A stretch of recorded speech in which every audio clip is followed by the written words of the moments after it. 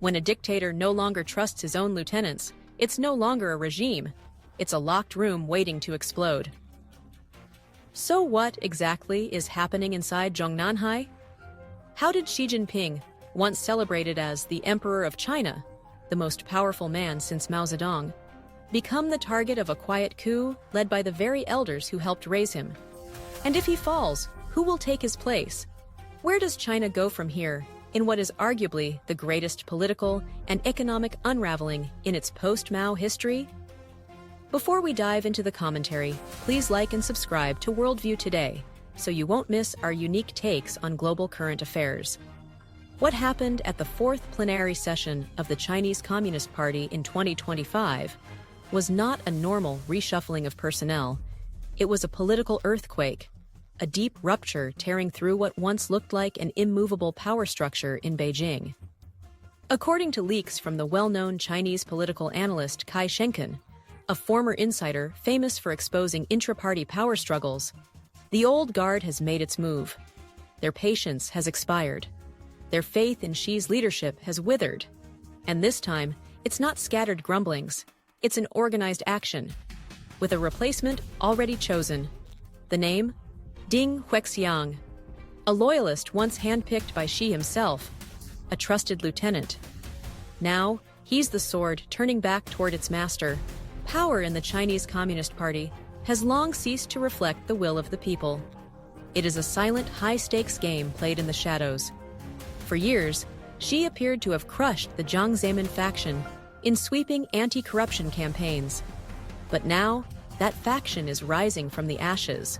Worse yet, even Xi's own allies are defecting, because no one wants to go down with a sinking ship. This isn't just a whisper campaign from the sidelines. Kai reports it's a coordinated effort involving powerful elders, figures like Zheng Qinghong and Wang Qishan, who have formed an underground alliance.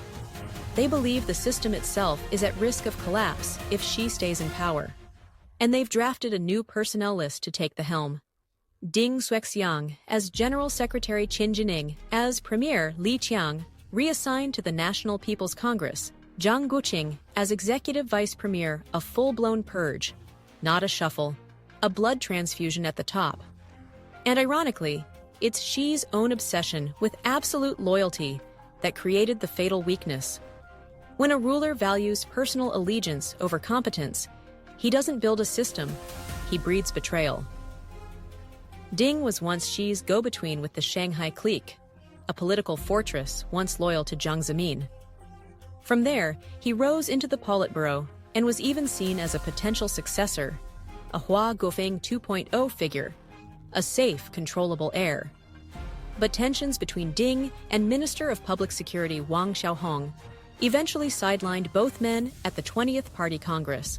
Now, with the situation spiraling, the elders are pressing Xi to resign. Kai's sources warn, if Xi refuses, the consequences could be catastrophic. A civil war, not between states, but within the halls of power. And the man expected to play the role of bow-bearer in this political assassination? General Zhang Yuqia. It's no longer rumor, it's intelligence. Confirmed by retired U.S. Air Force General Plott, writing in New Strategies Journal. Xi's greatest threat no longer comes from Washington or Taipei. It's within the People's Liberation Army. And Zhang, once elevated by Xi, is now his most dangerous liability. The recent anti-corruption purges have turned inward. No longer aimed at rivals, they've engulfed Xi's closest allies. Over 1,300 officials and 80 generals purged, many of them handpicked by Xi. The irony is grotesque and devastating. As General Plott writes, in the Chinese Communist Party, betrayal isn't a moral failure, it's a survival tactic. When a system punishes loyalty more than dissent, treachery becomes refuge. So who exactly can Xi still trust? Not the economy. Once hailed as Xi's pillar of legitimacy, it's crumbling fast. Beijing has stopped releasing key data points: land sales revenue, foreign direct investment flows, youth unemployment, soybean output, even soy sauce production. These weren't just numbers. They were the barometers international investors used to measure China's pulse. Why hide them? Because the truth is radioactive. Because that 5.4% growth Beijing claimed in Q1 of 2025? It's a fabrication. The economy is shrinking, foreign capital is fleeing, factories are closing, confidence indices have vanished from official reports. Even China's cultural soft power is evaporating. The film industry, once a symbol of rising national confidence, is in freefall. 90% of production crews disbanded. Thousands of actors unemployed. Actress Huang Luoling admitted, "I haven't stepped onto a set in a year." Former stars like Liu Kaiwei, Sun Honglei, and Wen Zhang? No roles, no future. The reasons are obvious: recession, budget cuts. But deeper still lies a transformation in Chinese media consumption. Short-form videos are decimating traditional film. Directors, strangled by censors, no longer want to create. When creativity dies, so does cinema. And when cinema dies, a society loses more than entertainment. It loses vision, coherence, and belief in its own future. While young actors now hawk cosmetics on live streams to survive, a brutal reality surfaces. China has over 1 million registered performers, but no platform left to absorb them. TikTok clones, AI-generated scripts, and synthetic faces have gutted the old industry. And when budgets tighten, culture is the first to be sacrificed. But the collapse of culture isn't just economic. It's psychological. It's the splintering of social cohesion, the erosion of national confidence, the silent, invisible decay of identity. In the shadow of shuttered stages and deserted studios, another fear grows: surveillance, not by foreign spies, but by the state itself. China's spy state, as investigative journalist Deng Lao calls it, is no longer covert. It's fully operational and omnipresent. State security no longer chases foreign agents. It manufactures domestic ones. A case in Luoyang's Defense Research Institute saw 20 scientists arrested for allegedly spying for Russia after a technical failure. Evidence? Weak? Trials? Rushed? Sentences? Brutal. One man received the death penalty, later commuted to 20 years. The message was clear: fail, and you don't just lose your job, you lose your life. A modern-day cultural revolution is brewing. Campaigns like the 500,000 Steps urge citizens to report each other for political gain. In a society forced into mutual suspicion, trust doesn't erode, it vanishes. And then, from the other side of the Pacific, came a counterstrike. The CIA publicly released 2 recruitment videos, not encrypted, not disguised, plain and direct, targeted at Communist Party members. If you want to defect, we're waiting. No guns, no propaganda, just a message: you are not alone, and your loyalty is already suspect. One video aimed at local officials, the other at elite cadres. No special effects, no epic soundtracks, just 2-minute monologues, and a shattering psychological payload. Because this was not just espionage, this was a mind game, a test of faith, and it landed. On tightly policed Chinese social media, censored comments still managed to slip through. This hits the brain, the heart, the soul. No guns needed. Just 2 minutes to keep Zhongnanhai up all night. And indeed, she is losing sleep. When General Plot warns that she may be the last general secretary of the Chinese Communist Party, he's not speculating, he's diagnosing. Look at the economy. Between 2023 and 2025, China lost over 1,000 factories. Major cities like Shanghai, Shenzhen, and Guangzhou are becoming industrial orphans. Workers torch factories over unpaid wages. Foreign firms exit en masse. All this before recovery from the pandemic even began. While the global economy reopened, China locked down. While others printed money to stimulate demand, China printed rules, choking supply and smothering hope. And now, under Trump's second term, the U.S. is ramping up tariffs. China can't retaliate. Why? Because any blowback would slash what little export market remains. Trump understands this perfectly. The ultimate weapon against the CCP, he declared, isn't nukes or bombers. It's taking away the biggest consumer market in the world. Analysts warn, maximum tariffs could shave 3% off China's GDP. For an economy teetering on technical recession, that's a death sentence. Beijing is cornered. Fight back and bleed. Stay silent and lose face. But for a regime obsessed with saving face, war becomes a tempting distraction, an escape. Plot fears Xi might try to ignite a Taiwan conflict, not to win, but to unify the public in nationalist fervor and crush dissent. But will the generals follow?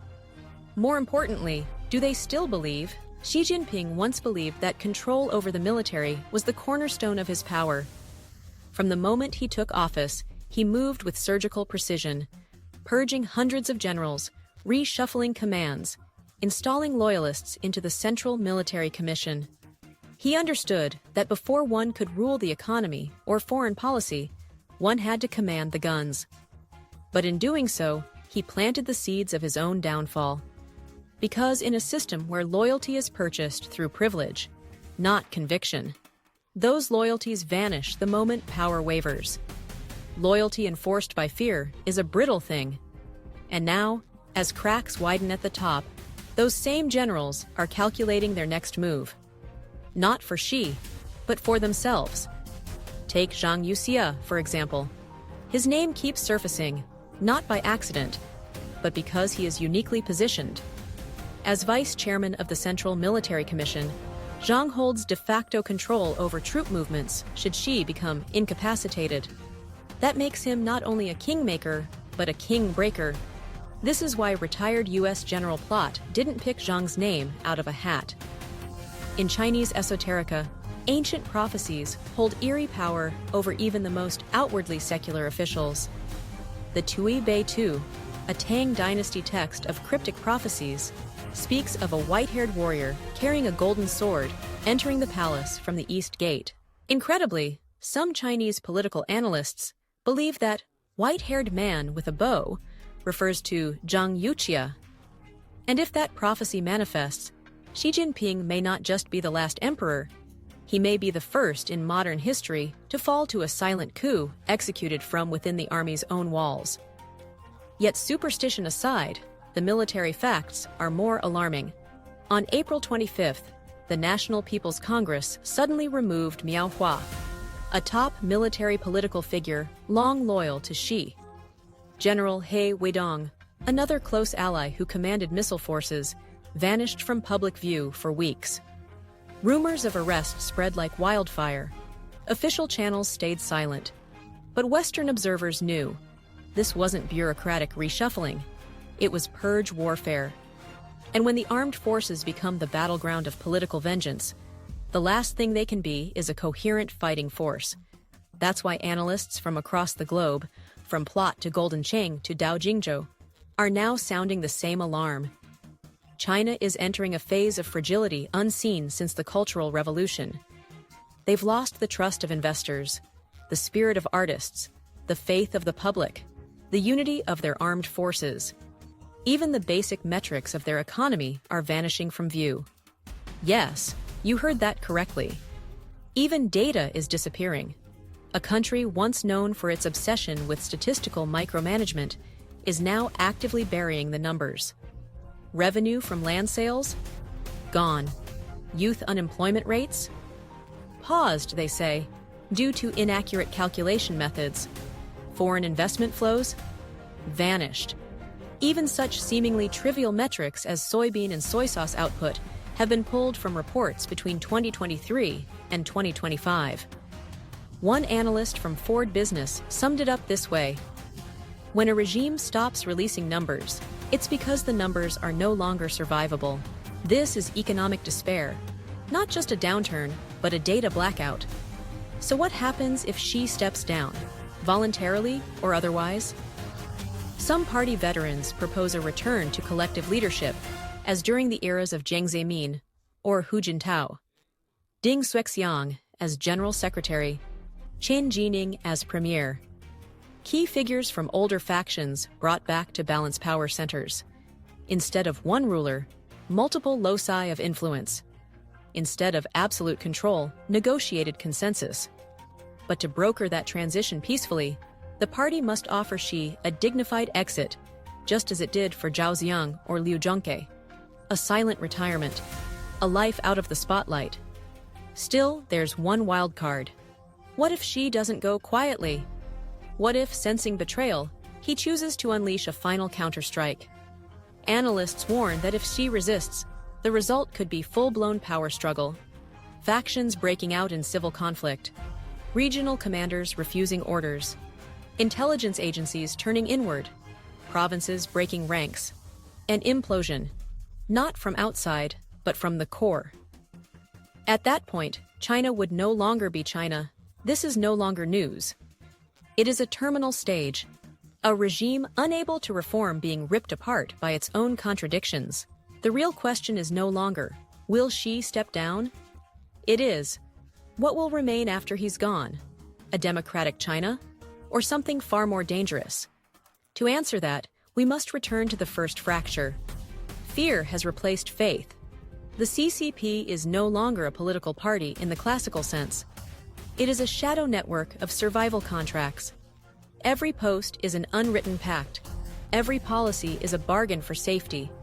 When loyalty is demanded at such an extreme that deviation means destruction, human instincts kick in.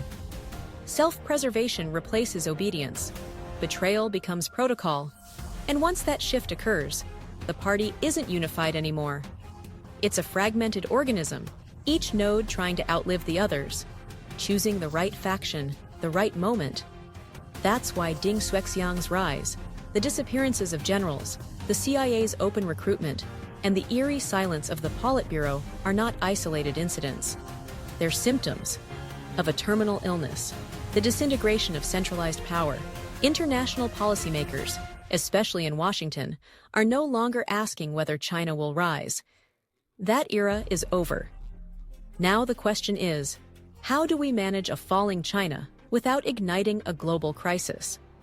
Because a sudden collapse of the world's second-largest economy, home to 14,000 people, the heart of global supply chains, won't happen quietly. If China falls, Asia will bleed first. Refugee flows, trade shocks, military miscalculations. Japan, South Korea, ASEAN, and especially Vietnam, will face geopolitical tremors they are not prepared for. A broken China could trigger secessionist waves, Xinjiang, Tibet, Inner Mongolia. Even wealthy coastal provinces like Guangdong and Shanghai, where regionalism has simmered for years, could demand autonomy. And if no one is left to manage China's estimated 400 nuclear warheads, then the threat to global security exceeds any scenario NATO or the Pentagon has ever planned for. In Vietnam, the implications are immediate and severe. China isn't just a neighbor, it's Vietnam's largest trading partner. A political implosion in Beijing could bring cascading disruption to supply chains, raw material imports, and joint infrastructure projects across central and southern Vietnam. Construction sites may grind to a halt, export factories could be starved of inputs, and Vietnamese agriculture, which relies heavily on Chinese fertilizers and equipment, could suffer sharp cost spikes or delivery breakdowns. But there's more at stake than just trade. If China's military fractures, the risks in the South China Sea escalate dramatically. Naval units that once followed central orders from Beijing may act independently, or worse, under the influence of competing political factions. Rogue operations could lead to unintentional clashes with neighboring forces, particularly the Philippines and Vietnam. This forces Hanoi into a tight strategic corner. To safeguard national interests, Vietnam must prepare on multiple fronts. Establish emergency diplomatic channels with all likely power contenders in Beijing. Not just with Xi or Ding, but with military figures like Zhang Yuxia, who may hold the real command keys. Intensify surveillance of coastal waters and border regions. Smuggling, piracy, or military miscommunication could increase sharply during Beijing's internal paralysis. Accelerate trade diversification. Reduce reliance on Chinese inputs. Explore alternate partners for essential goods from India, Japan, and Europe. Deepen regional security ties, particularly with the United States, Japan, and India. Quiet but firm signaling through joint drills or patrols could serve as deterrents against Chinese spillovers. Vietnam has been here before, navigating turbulence from its northern neighbor. But never on this scale. If China collapses, it won't be a fire on the horizon. It will be a political earthquake that tests Hanoi's agility like no moment since 1979. And Europe? For Europe, a weakening China is both relief and risk. On one hand, Europe loses a strategic rival in technology and diplomacy.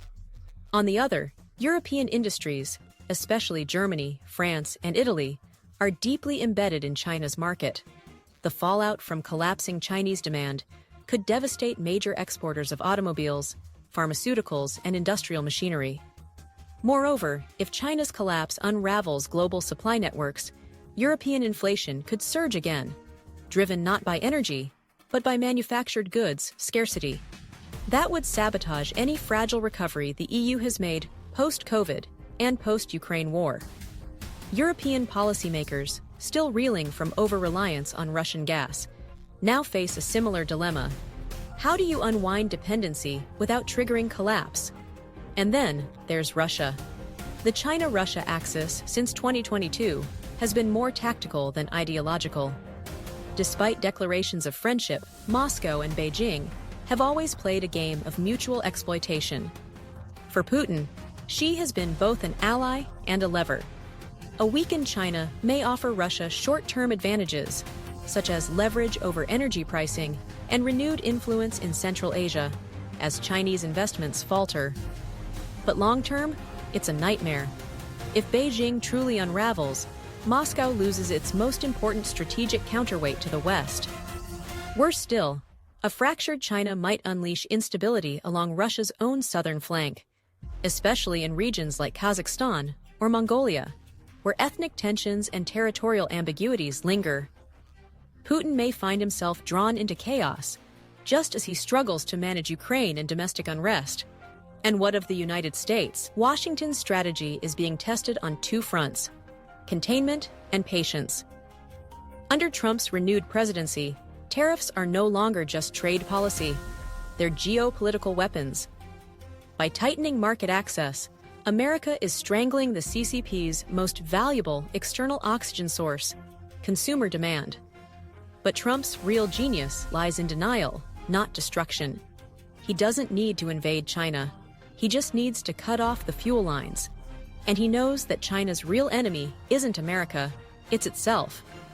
The CIA's open recruitment of CCP defectors, its psychological warfare, designed to turn doubt into defection, designed to dismantle a paranoid hierarchy from the inside. And it's working. According to insiders, over 700 mid to senior officials have been purged since 2015. Many of those had previously sworn loyalty to Xi. The party now cannibalizes its own. Surveillance targets the inner circle. Loyalty is no longer a virtue, it's a liability. The result? A system so paranoid that even silence becomes suspicious. And when fear becomes policy, trust evaporates. At every level. The masses fear the state fears the party fears the leader, and the leader fears everyone. This is not a stable regime.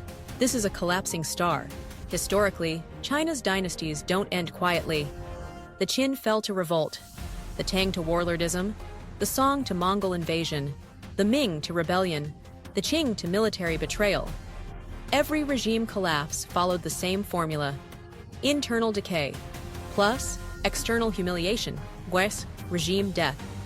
And what faces the CCP today? Internal decay, disunity, betrayal, economic shrinkage. External humiliation, sanctions, tariffs, diplomatic isolation. This is not a question of if, it's a matter of how. Will Xi quietly retreat like Zhao Ziyang, erased from memory? Will he resist and ignite a final power struggle? Or will someone else light the match? Because right now, China isn't just unstable, it's combustible. Like a parched forest in high summer, one spark and everything ignites. And if it does, the CCP may face a final enemy it cannot defeat: a collapse of faith. How many among the 96 million party members still believe the party is salvation? How many generals still believe in the red flag? How many investors still believe in the China story? And how many ordinary people, told to tighten their belts while their leaders flee with wealth abroad, still believe in anything at all? That's the true crisis. Not GDP, not military readiness, but belief. Belief is the currency of control, and Xi has spent it all. And now, as belief dries up, all that's left is control.